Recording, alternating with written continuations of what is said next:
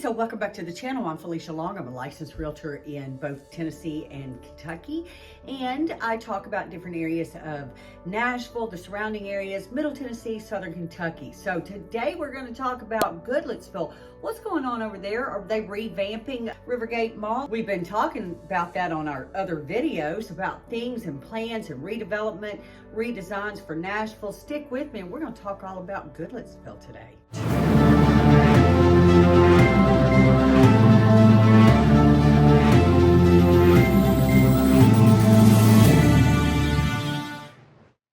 Okay, so why do people like Goodlettsville? Well, you know, it's a great little charming outskirt. We talk about the suburbs on this channel. We talk about the ins and outs of neighborhoods inside of Nashville. We talk about Southern Kentucky. Again, I'm Felicia Long. Thank you for tuning in and watching the channel and my videos. I like to cover things that can give you an idea of what could be an option for you in real estate over here in Middle Tennessee and Southern Kentucky. So today we're talking about Goodlettsville. What is it? Where is it?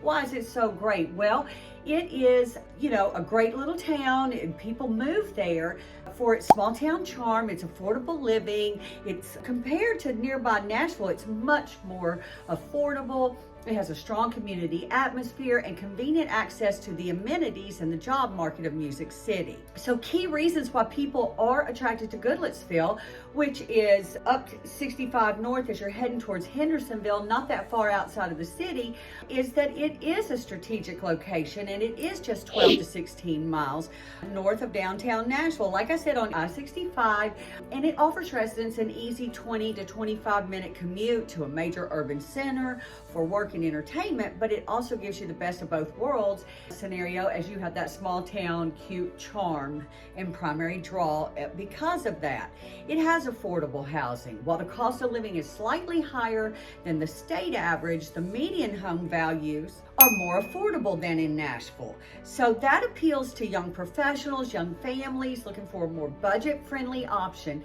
And the area features a diverse range of housing, from historic homes to modern developments. And you're gonna have a little bit more of that coming as they revamp Rivergate Mall, which we're gonna talk about on this video too, so stay tuned to the end of this. You have a family-friendly environment over in Goodlettsville. It offers a welcoming atmosphere, abundant parks such as the 150-acre Moss Wright Park and playgrounds, and you have local events like the annual Christmas parade, which is coming up, and the summer concert series over in Goodlettsville. These are very nice amenities, and the town is focused on community life, and it makes it an ideal place to raise a family. The quality of life and the pace of life in Goodlettsville is really enjoyed by residents because of that small town lifestyle and quiet atmosphere, which is significant contrast to that faster paced Nashville thing. And I've got to be honest, that local economy and the employers have some opportunity as well for people moving into the area or who are from the area. You have major corporations like Dollar General who have made their headquarters in Goodlettsville, and you know, you have other ones like Tyson Foods and LifePoint Health. So great opportunities over there if you don't want to go into the city, but you want to live near one of the places that you work. For people who love history and culture, which I always like to mention some of that on my videos, and I am one of those, you know, you are oftentimes drawn to that little Goodlettsville area because you have the historic Mansker Station, which is an 18th century living history museum, and the preserved historic Main Street with the antique shops and boutiques. And then you have Mansker Farms that is over in Hendersonville, and right on that line, I'm sure, that also is a great place to live as well. So well thought of area, certainly something to consider when you're going around and checking out the area you're thinking about living in. So what is the history of Goodlettsville? Well, it begins as an early frontier settlement in the late 18th century, and it progresses through an agricultural period of the Civil War and the suburban growth during the 20th century. Like in 1779 to 1780, Mansker built his first fortified trading post. It was known as Mansker Station.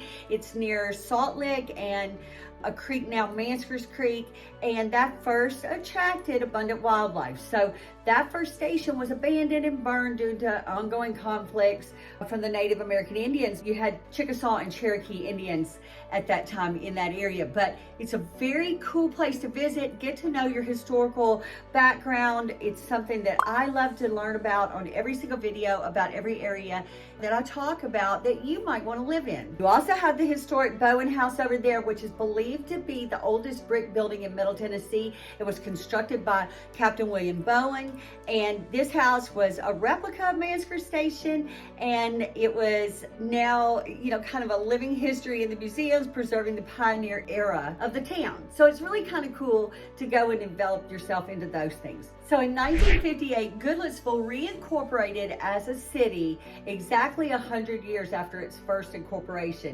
In 1963, when Nashville and Davidson County merged their governments, Goodlettsville chose to remain an autonomous, independent city. And late in the 20th century and beyond, it grew significantly, attracting big employers like Dollar General established their corporate headquarters there in 2000, and that boosted the local economy there. And then you have these well-maintained walking trails and sports fields and access to nearby nature areas and like Bledsoe Creek State Park and Old Hickory Lake, and you have great outdoor activities there. So that's, for the outdoor enthusiast, Goodlettsville might just be the perfect place for you. So in essence, why do people move to Goodlettsville? Well, maybe it's to have that balanced lifestyle that provides that strong sense of community and that suburban peace while keeping the career opportunities. And that's, you know, really nice when it's just down the street 12 to 16 miles away in that major city. It also became known for its successful Little League baseball teams,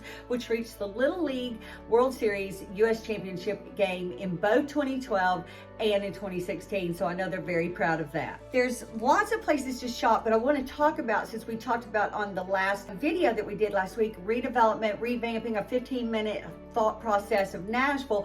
Well, you have a long anticipated Rivergate Mall redevelopment that's officially moving forward out in Goodlettsville, which is transforming the 57-acre site into a dynamic, walkable, mixed-use community. Final improvements are expected shortly, with the construction planning and land acquisition set to begin in January of 2026. What's that mean for Goodlettsville? Well, that is going to reinvigorate that whole area and give this beautiful urban plan look for that and walkable, attainable area that's going to have a tremendous impact on the surrounding area, from jobs, from opportunities, from restaurants, from housing options. It's going to be absolutely beautiful, and it's intended for that Goodlettsville area. It's a collaboration between the developer, between the city of Goodlettsville and Metro Nashville. So most of the existing mall will be demolished except for Dillard's store, which will remain as the anchor. You'll have a new vibrant neighborhood center introduced. You'll have market rate multifamily housing, townhomes. You'll have safe and affordable senior units out there. You'll have commercial spaces. So this is a really big plan to help reinvigorate that Goodlettsville, Rivergate area. Of course, with reinvigoration, redesign, and reinfusing new life into an area, you're gonna have infrastructure things. So you're gonna have things that are also introduced into the area, like walkable streets, public infrastructure improvements, signature green space, and a dedicated multi-modal transit facility in collaboration with our WeGo Public Transit, and that's something that Nashville desperately needs, and we've talked about on other videos. So demolition of the existing mall was anticipated to begin in the summer of 2025, and the project completion is expected around 2029. So look forward to that. It's exciting, and it really invites a new life into an area that has long been well thought of, and helps it to grow. When you're talking about things like this, you're talking about increased revenue into an area. Projections estimate millions in the new property and sales tax revenues for the county. You have job creation, like I touched on before. Obviously, that speaks for itself. That's an amazing opportunity for people. And then you have the city limits expansion. The project significantly moves the property from being only 30% inside Goodlettsville city limits to nearly 70% inside Goodlettsville. This is a huge expansion for Goodlettsville, and just kind of breathing a breath of fresh air into that area. It's wonderful. I'm very excited about that. And let's jump into what some of those housing costs might might be. So I know you watch this channel for real estate information. I'd like to tell you a little about an area, but let's talk about the median price per square foot for homes in Goodlettsville, okay? Because as of late 2025, the median price per square foot for a home in Goodlettsville is approximately $214 a square foot to $225 a square foot. Now that varies significantly based on the type of home, but to be honest, this is a price that is absolutely desirable when you start comparing it to other areas in Nashville. So obviously you have size and specific things, acreage, things like that can change that, but your median listing price per square foot is $225. Median sale price per square foot was about $214, but yes, what did we have happen over this last year in 2025? We had rates change significantly. We had to sit just a little bit longer on the market, not significantly long, but it's a wonderful thing to see that it's been pretty consistent. And your average price per square foot across all listings in the Goodlettsville area was $239 per square foot. So that's a nice number that it keeps telling you that Goodlettsville has gone up year after year. Of course, for more up-to-date information, we're going to get on our one-on-one call. We're going to talk about all things you. This is a no-pressure call, but I definitely encourage you to get on the links, talk to my favorite vendor below. Let's find out what makes you comfortable in your price range. Then let's schedule a call with me. We're going to talk about all the things that are important to you, but I can dive more deeply into a specific home, an area, you know, a neighborhood based upon your needs. But overall, this is a nice increase for Goodlettsville. I'm very proud of that for them. They've done well year after year and gone up in value, and that's something really good to think about, especially with the incoming growth and the opportunities in the location outside of Nashville for you. So let's talk about some schools. If that's important to you, get on and check out greatschools.org, because obviously if a family or school situation is important to you, you want to do that no matter where you're thinking about. But what does it offer besides public schools? Well, it has Metro Christian Academy, which is a private kindergarten through 12th grade Christian school located within Goodlettsville. You have Good Pasture Christian School, another nearby Christian educational option. You have Davidson Academy, which is a private school option in the area. And I've had friends send their children to Davidson Academy, and Davidson actually takes children from all of the surrounding areas as well. In fact, all of these I'm sure do.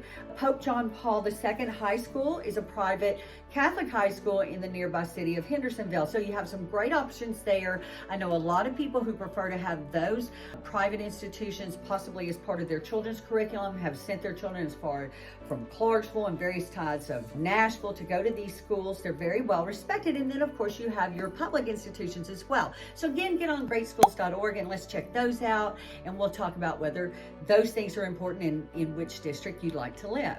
When you're talking about that kind of redevelopment of an area, I want you to know that they are not trying to just pave it all and put up something new. The infrastructure upgrades definitely are to improve the roads and the utilities, particularly along the Main Street area.